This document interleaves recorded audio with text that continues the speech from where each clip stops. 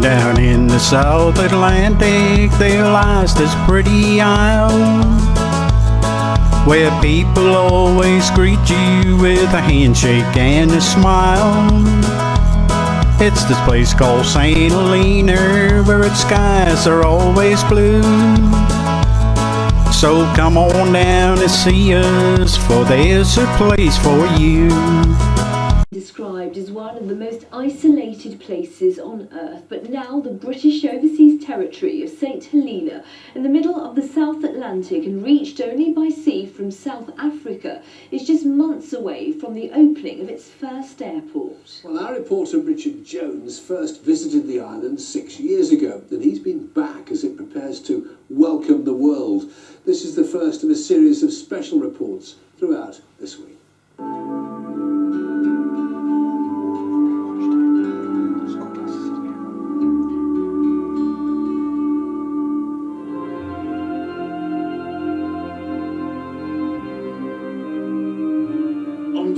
Approach, the first aircraft to land at the world's newest international airport.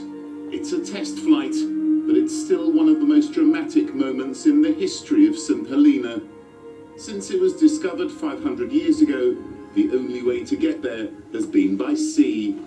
For the last quarter of a century, the sole link to the outside world has been the St Helena, the last real Royal Mail ship.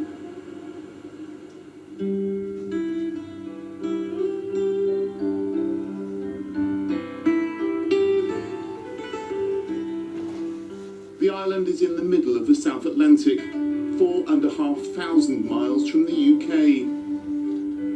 The RMS shuttles between South Africa, St Helena, and the equally remote island of Ascension.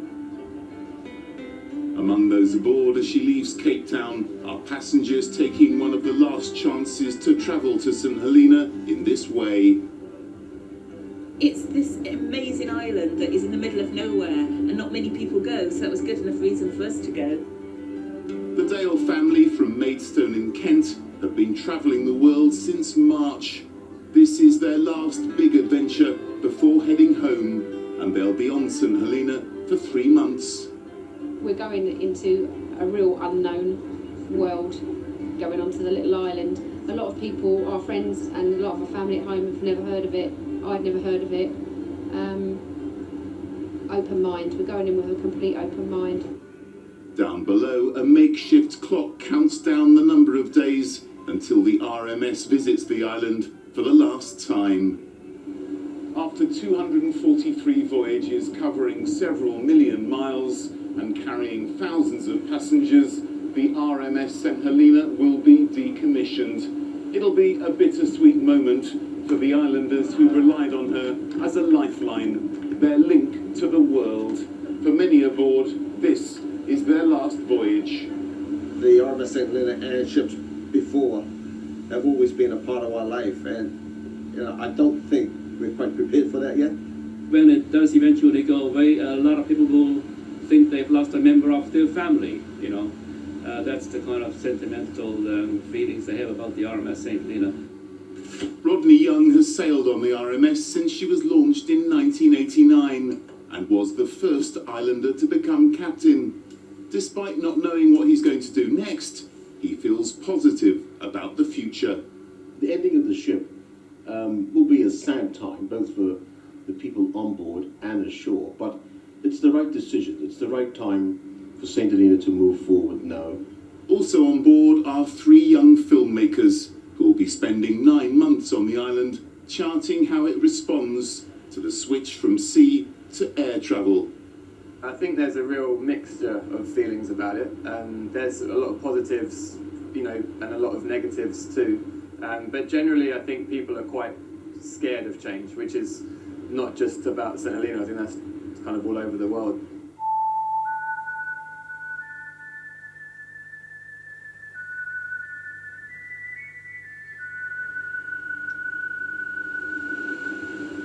In the future, islanders and visitors will be able to fly here in a few hours, rather than having to spend 5 days at sea. Tomorrow, what will happen when the RMS sails away for the last time? and the first aircraft lands at an airport which a man who swapped commuting in Oxfordshire for life on St Helena has helped to build.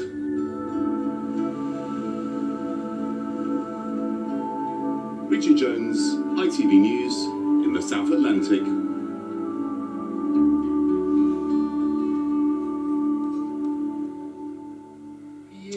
Beautiful What pictures. escapism. I was going to say sunset or sunrise, but I couldn't start that. Well, Richard's written an article about Sunset. well, Richard has written a piece about the decision to build an airport on St Helena, and it's on our website. Just go to itv.com/Meridian.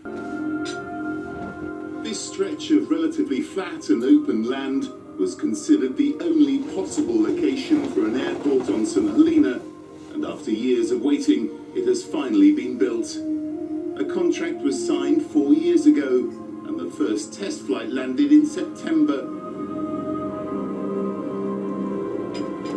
It was a momentous event, and hundreds of people turned up to watch.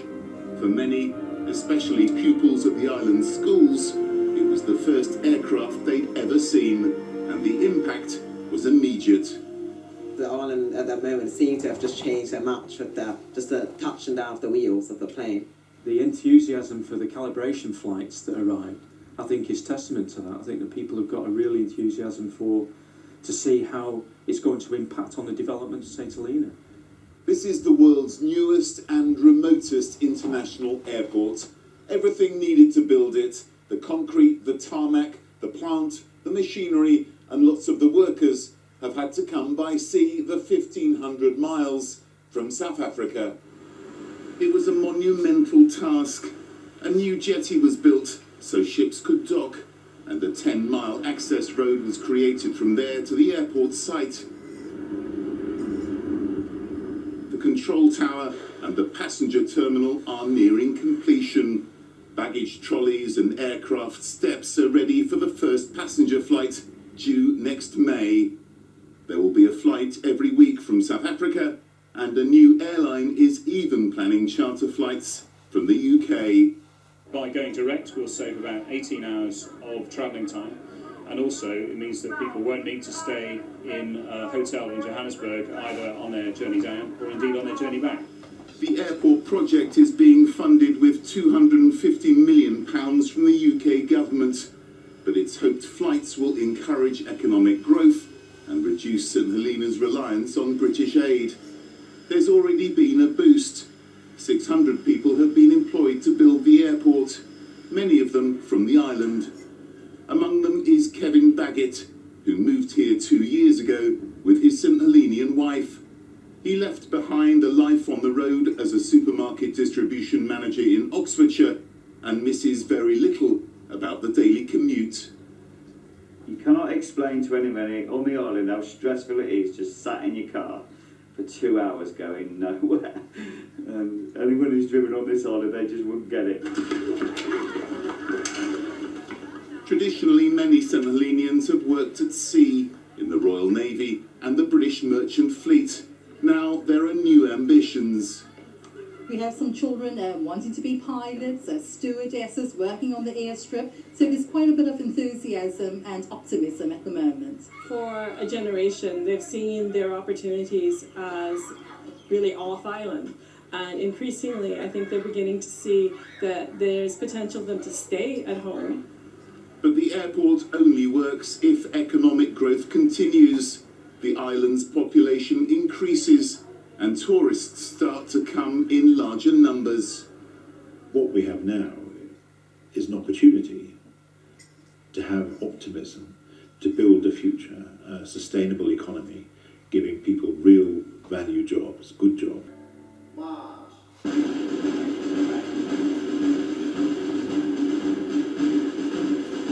With a band practicing for a Remembrance Day march in the Scout Hall, St Helena couldn't be more British. For centuries it was a key outpost of empire, a vital link on the trade routes between the UK and the East. Its people loyally served king and country in 2 world wars. But in recent years, the island has lost its way. When I first came here 6 years ago, the airport project was on hold, and there was a real sense of uncertainty about the very future of the island. The population was falling, people were leaving, and the economy was stagnating.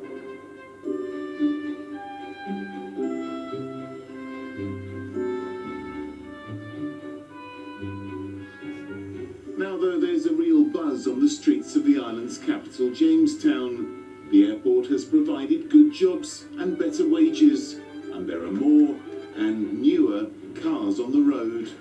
Across St Helena, the population is slowly growing from a low of less than 4,000. Tara Thomas, who came to the UK to study, now works in the family business and has just had her first child. From when the airport contract got signed, we started to see a lot of that kind of late 20s to early 40 families starting to come back. And I mean, the birth rate on St Helena might be experiencing an economic boom as a result of the airport, but that in itself has also created a baby boom on the island. This is the UK St Helena Association's Sports Day, held in Reading every August. It attracts thousands of saints who live in large numbers in Portsmouth, Southampton, Oxford, Swindon and Reading itself. Do they think an airport will encourage islanders living in the UK to visit or even to return to the island? Families want to reunite, and the airport will be a great way to do that. It'll be quick, it'll be easy. Easy, cheaper, quicker will be benefit to the Saints as well as many people who want to experience a new culture. They also have to be persuaded that public services like health and education are up to scratch. Millions are being spent upgrading the island's hospital. There are up-to-date X-ray suites, the island's first CT scanner and a new maternity unit. Going abroad for urgent treatment will also be easier and quicker. Previously, with the ship, we were limited to the cycle of the voyages, which on average was around every 3 weeks. So the timing could be quite negative in terms of the clinical outcomes, whereas now we're guaranteed access to an urgent medevac flight. With unemployment currently almost non-existent, there are opportunities for most. Molly Dale and her parents from Maidstone in Kent have just arrived and are here for 3 months. She's already got a job in the coffee bar of a hotel in Jamestown. We came off the boat and came here for a drink, and I saw the vacancy sign. So the next day I came in, applied for a job, and then I started on Monday.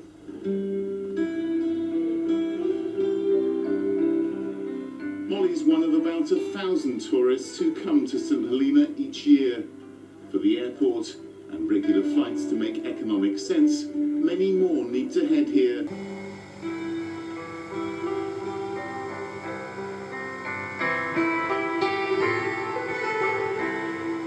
For 25 years, the RMS St Helena has brought a steady trickle of tourists to the island it's named after. Next year, a weekly flight, taking a few hours, will replace a voyage that takes 5 days. So who will come on holiday to St Helena, and what is there for them to do, apart from climbing these 699 steps of Jacob's Ladder? But above all, is the island ready to welcome them? On land, there's the chance to see rare plant and bird life, including the wirebird, a species unique to St Helena. This little island, this 123 square kilometres, has a third of Britain's unique biodiversity. So that's 530 species or so. There's stunning scenery, bracing walks in the countryside, and the chance to go for a drive on some really challenging roads. Off the coast, there's dolphin and whale watching, sports fishing and diving. You're probably going to have the younger tourists come to the island, the guys who don't have much time for vacation. Indoors, you can visit the St Helena distillery and buy liqueurs, spirits and wines. I make my drink, which is especially for St Helena, from St Helena, made in St Helena. you can visit St Helenians at home and get a taste of the island's own cuisine, including a favourite, tuna fish cakes. We go through a session, we show you, you can make it, then we sit down and have a meal. And of course there's history, lots of it. St Helena was once both a garrison and a prison. Nelson, Wellington, Darwin and Napoleon are on the long list of people who came here by sea. Now new regular flights could see the number of tourists quadruple, but the industry needs to expand and improve to cater for them. There's already a new hotel developed by a father and son team, but more are needed. As you know, we get used to people coming in, so you find you're going to have more the private sector is going to step up to the plate. Sites for possible development are being offered to potential investors from the island and from overseas. What we want to ensure is that over the next 5, 10, 15, 20 years we have a balance of inward investment and growth of local businesses in a sustainable way. St Helena is already being talked about as a new tourist destination. It's just been named in Lonely Planet's top 10 of places to go in 2016. We've got interest from America, from South Africa, from the UK, from quite a few places that want to bring tours here. Surrey-based tour company Discover the World will be offering holidays on St Helena, convinced its remoteness is not the only attraction. Once it's not isolated, you have to look at what the potential is. The potential is great, and there's lots of unique selling points to it, and it's a really nice, easygoing, friendly place to spend the holiday. Britain as it was in the 1950s or 60s. That's how some people describe this island in the middle of the South Atlantic.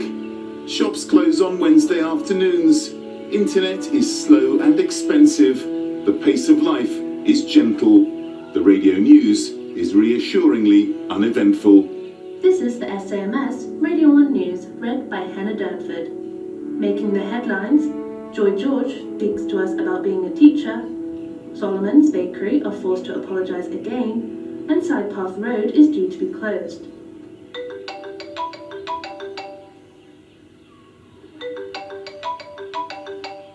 But this is an island on the edge of change, and it's already happening. You wouldn't have seen this even a few months ago. Mobiles are now in use, although they've yet to have the same impact they've had in the UK. I think it's definitely gonna be useful, but I think we're getting the hang of it. At the moment it is handy, but it's not like my right hand sort of thing. I can still do without it. Currently fewer than 1,000 tourists come to St Helena each year. The airport could see that number quadruple within months of opening. The island faces a tricky balancing act. Yes, attracting tourists and developing the economy, but at the same time protecting the character and the environment that makes this place so special. There is a feeling of optimism about the future, but also some apprehension. I'm optimistic because our community has survived a lot of very difficult times, but I can say it's going to be hugely difficult. Steve Biggs has run a hotel on the island for more than 20 years and is concerned. I don't want to be pessimistic, but it could change for the better, but I have my doubts. But those in charge say development will be gradual and at a pace the island and the islanders are comfortable with. We need to make the books balance, we need inward investment, we need people to come and enjoy and experience St Helena, but not undermine or detract or dilute the wonderful qualities and values of the island. It's the values of common courtesy and respect that the Governor hopes will stay. If I walk up Main Street in Jamestown, you can't walk past somebody and not acknowledge them. I know in London that would be seen as absurd, but here, if you're walking up the street and somebody's walking past you, you say hello, good morning. St Helena welcomes the occasional arrival of cruise ships and their hundreds of passengers, but they only stay for a few hours. At the moment, the island isn't ready for mass tourism on this scale all the time. One day it might have to be. For the airport to make sense, it's estimated there will need to be a flight every day, bringing in up to 30,000 tourists a year. But that's for the distant future, maybe over the next quarter of a century. The Dale family from Maidstone in Kent are long-term visitors, here for 3 months. After just a few days, I asked them if they could go home, would they? If you'd have asked me last week, after one day of being here, I would have grabbed it. Now I'm feeling a little bit more settled. I wouldn't have took it now. I'm here for 3 months and that probably won't be long enough. I just really want to get into it. And I do like it already. The Dales are here, but will others come? Tourists and islanders who live in the UK. And what sort of island will they find? No one really knows what's going to happen over the next few years. There will be change, but will it be for good or bad? Richard Jones, ITV News, St Helena. And I'm sure we'll be back in St Helena very soon.